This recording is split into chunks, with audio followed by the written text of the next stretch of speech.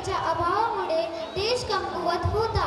त्यामुळे त्यांना शिक्षणाचा अधिकार मिळणे आवश्यक आहे. हाच अधिकार मिळवून देणारी सावित्री आणि तिच्या सर्व लेकींची ओळख करून देण्यासाठी इयत्ता 5वीचे विद्यार्थी आपल्या समोर नृत्य सादर करीत आहेत.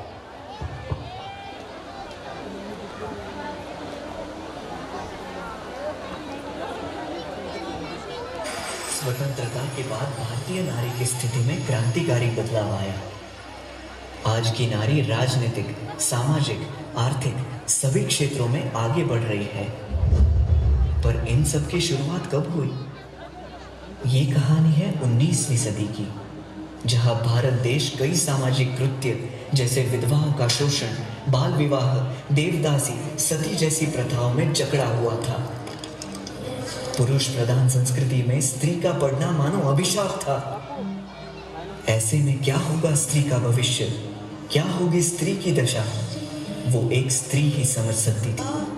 और यही बदलाव लाने के लिए 2 रणरागिनियों ने जन्म लिया, जिनके नाम थे सावित्रीबाई फुले और फातिमा शेख.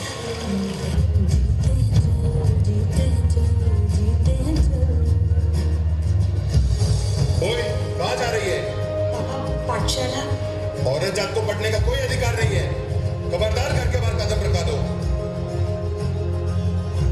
पाटिल के जाने के बाद विधवा की जिंदगी जी रही है, इसका केशवपान कर दो. तेरे हाथ में किताब देखी तो तेरे हाथ नहीं रहेंगे.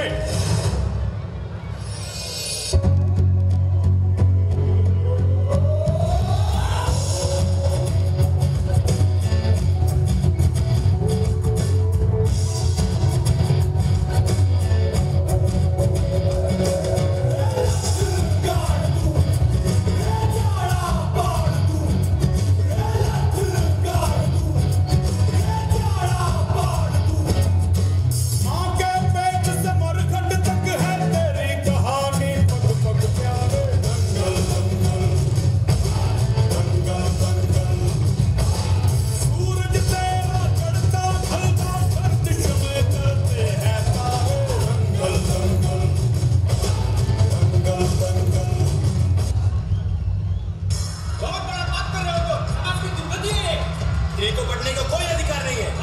में रिकॉर्ड हो तुम. शास्त्र का विरोध है. मारो इन्हें. पत्थर से मारो. कितना भी हो जुल्म, कितनी भी परेशानी, इस समाज का हर बार हम सहेंगे. पीछे नहीं हटेंगे अब अपने कदम. भारत के हर बेटी को पढ़ा के रहे. मी स्मशानात गेल्याने लक्षात आलं, फुटलेल्या मडक्याचे तुकडे पडले होते. कधीतरी पाऊस येऊन गेला असेल, पाणी होते का तुकडे. मी ते पाणी घेतलं, एक तुकडा साफ केला, त्यात पाणी टाकलं, जवळ पीठ टाकलं, अशी भाकरी केली. भूक उगी बसत नव्हती आणि जळणाऱ्या पेटाचे निखारे उडले. ती एवढीशी भाकरी त्यावर शेकली, भाजली, तोडून तोडून तिथेच खाल्ली. आता पंचपक्वान्न लोक खायला देतात, पण तेव्हा तोडून खाल्लेल्या भाकरीचं